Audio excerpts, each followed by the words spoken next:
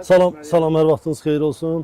Dəyərli izləyicilər, istəkli tamaşaçılar, redaksiyanın qaynar xəttinə, ünvanına Fərqənə xanım müraciət edibdir. Onun hüquqlarının pozulmasından bağlı, ona məxsus obyektin sökülməsi ilə bağlı müraciət edib. Biz də hadisə yerindəyik, o məkandayıq, orada çəkiliş aparırıq və elə təsadüfən də qarşı tərəfdə buradadır. İndi Fərqənə xanım danışsın, görək məsələ nə yerdədir və bu məsələ nədən qaynaqlanıb, niyə hüquqları pozulub, haralara müraciət edib. Buyurun Fərqənə xanım. Müəllim, yenə də xoş gəlmisiniz, sizi salamlayıram. Yəni, mənim hüquqlarım necə pozulur? Mən bir il bundan qabaq da yenə də gəlmişəm bu obyektə, bu Surxay adlı şəxs hər zaman mənə mane olur, hər zaman mənə problem yaradır. Bundan da əlavə mənim əlimdəki Nərimanov rayon sərəncamına əsasən, bir də Bakı şəhər icra hakimiyyətinin sərəncamına əsasən bu obyektimi görüş kafesidir. 1994-cü ildən 2006-ya qədər fəaliyyət göstərib. Sonra özüm tək qadınam onun əsasında, gəlib obyektimi canlandırmamışam. Obyektimin çıxarışı yoxdur, dedim çıxarışını alım. Bizim prezidentimizin qərarına əsasən 2023-cü il tarix də yadımdan çıxıb. Onun qərarına əsasən mən gəldim, lisenziyası olan şəxslə gəldim burada, obyekti təzədən layihəsini çəkdilər, geologiya, geodeziya hamısını təzədən bunu verdi Fövqəladə Halların portalındadır bu dəqiqə. Həmin portalda kodum da var.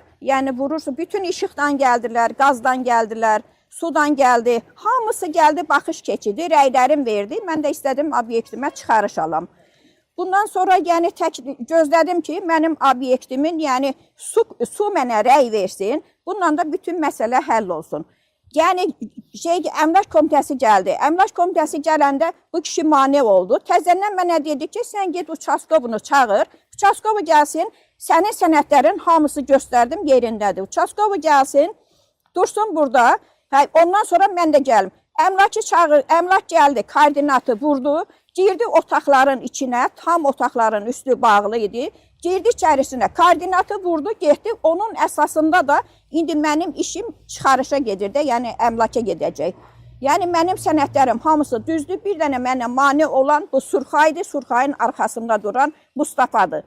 Bütün bunlara baxmayaraq, mən Mehriban xanıma müraciət eləmişəm, getmişəm, sağ olsun Mehriban xanım. Mehriban xanım, elə bir ki, bunların şikayətinə əsasən Fövqələdədə mənim işimin icraatını dayandırmışdılar. Mehriban xanımın qəbuluna girdim, qəbula girəndən sonra işimin icraatı baxdılar ki, mənim sənədlərim hamısı düzdür deyə işimin icraatını buraxdılar ki, işin icraatı davam eləsin. Ondan sonra da indi neçə aydır xəstəydim, gələ bilmirdim. Həm də gözləyirdim ki, işim tamamlansın, çıxım gedim, çıxarışımı götürüm. Gəlmişəm ki, obyekti söküb, üstün bütün söküb, tamam üstünü qoyub yerə obyektimin.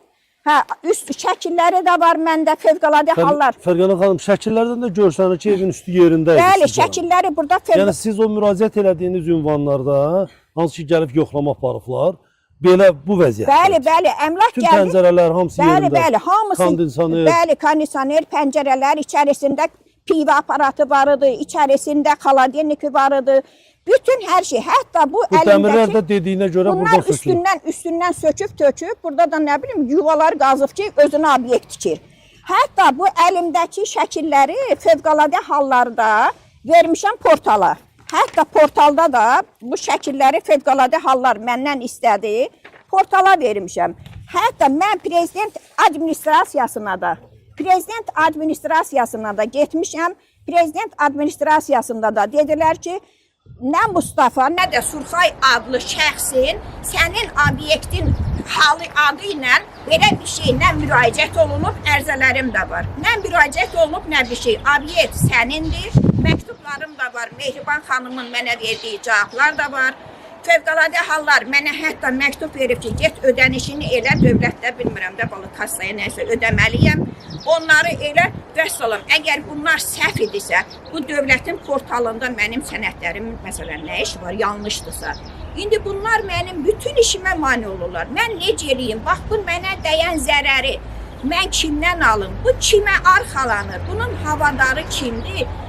Biz hamımız qanun qarşısında acizik. Yəni bu adam niyə görə qanuna tabe olmur? Mənim bu uzunluğumda obyektimə baxın, bu obyekti başdan ayağa söküb, pirişasını töküb içinə mənə nə qədər zərər dəyib. Bütün materiallarım, bütün ləvazimatlarım hamısı olub məhv. Mən qalmışam belə aciz. Xahiş edirəm Mehriban xanımla, xahiş edirəm cənab İlham müəllimlə mənə köməklik eləyin. Yəni deyirsiniz ki, sizin işiniz artıq bu yoxlamadadır və buradan su ilə bağlı nəsə problem yaranır. Mənim elə bir ki, burada su ilə bağlı, yəni Nərimanov rayon su idarəsi gəldi, baxdı, baxış keçirdi.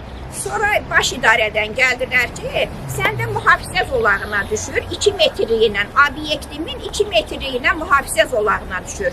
Onu da getdim Mehriban xanımın qəbuluna, indi məndə elə bir ki, qəbuldan cavab gəldi.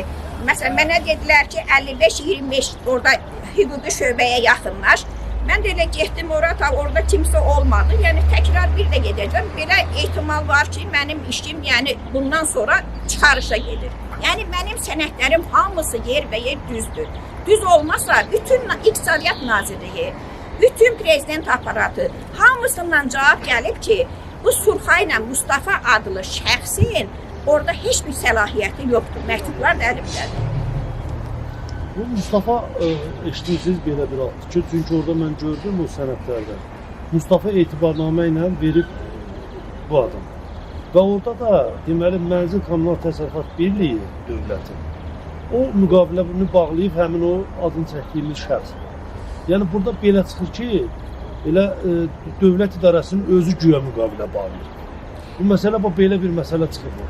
Yəni belə bir məsələ, çünki mən prezident administrasiyasına müraciət eləmişəm. Mən Mehriban xanıma dəfələrlə 3-cü dəfə müraciət gedib qəbuluna girmişəm. Mənə məktublar gəlib ki, bu adamların adında belə bir yer yoxdur.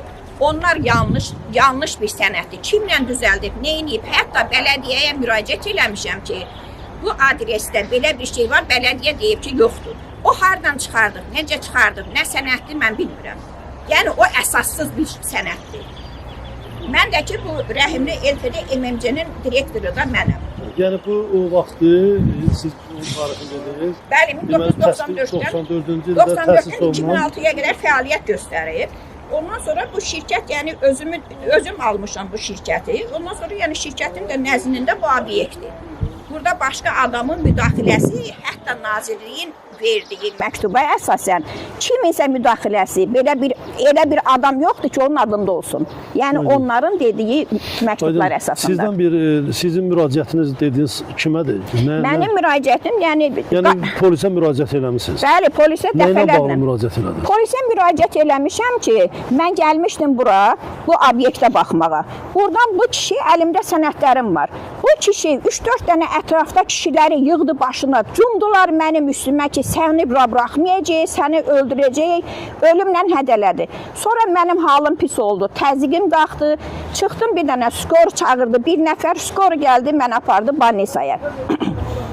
Skoru mən apardı Banisaya, orada 10 gün Banisada yatdım, yəni 10 gün Banisada yatdım. Ondan sonra təzədən bu kişinin ifadəsini aldılar, sonra təzədən ondan sonra bu kişini buraxdılar. Sonra heç nə, bax belə, mənim də müraciətim İnsan hüquqlarınadır, ombudsmanadır. Mənim müraciətim, yəni Mehriban xanıma dəfələrlə müraciət eləmişəm. Prezidentimiz cənab İlham Əliyevədir. Xahiş edirəm, məni bir tək qadın olaraq, həm də MMC-nin sahibi olaraq, Rəhimli MMC-nin sahibi olaraq, mən xahiş edirəm ki, mənə köməklik eləsinlər. Mənim həyatım da təhlükədədir. Bax, bu Surxay dəfələrlə məni hədəliyib. Bunun arxasında da Mustafa olan şəxs dayanıb. Xahiş edirəm qanunu, necə deyim, qanun qarşısında bu adam cavab versin. Mən çox acizəm. Mənə kömək eləsinlər. Qardaş, mənim obyektimi çəkmir. Ona görə. Sənin obyektin deyil. Qardaş, bir dəqiqə qulaq as. Bu hər zaman bu adam müdaxilə edir. Bax, indi bu dəqiqədə, indi bu dəqiqədə, bax, bu adam gəlir, bizim jurnalistə mane olur. Mən kimdən danışım, çəkiliş gedir axı. Bizim jurnalistə mane olur. Danışaram da, görürsünüz danışaram. Bax, siz görürsünüz ki, bu adam mane olur. Bir Hər dəqiqədən zaman sonra bunlar mane vəkilinizdir, olur. məndən salam deyin. Və biz bir dəqiqədən sonra danışacağıq. Bəli, buyurun, eşidirəm. Buyurun, eşidirəm.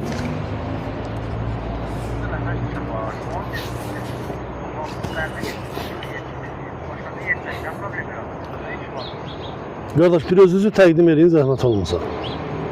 Bax, siz baxırsınız, hər zaman Hadi, yaxşı da təqdim Hər edin, zaman bilək görə belədir. kimdən danışırıq.